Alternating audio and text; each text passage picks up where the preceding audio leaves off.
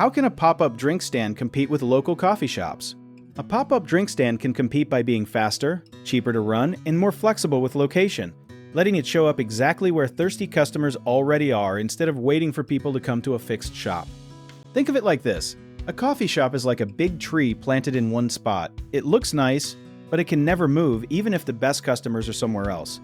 A pop-up stand is more like a bee. It can fly straight to the flowers, meaning it can set up outside a gym in the morning, near an office at lunch, or at a weekend market when foot traffic is highest. Because the stand does not pay rent for a full building, it can offer lower prices or spend more on quality ingredients, which most people never realize is a huge cost advantage. It can also test new drink flavors quickly without redoing an entire menu board, since a small chalkboard sign is easy to change daily.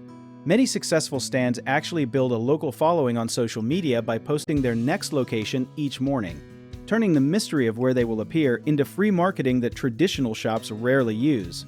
One common mistake is picking a location just because it seems busy, without checking if people there are actually looking for a quick drink versus already committed to grabbing something from a shop nearby. So scouting foot traffic patterns at different hours really helps.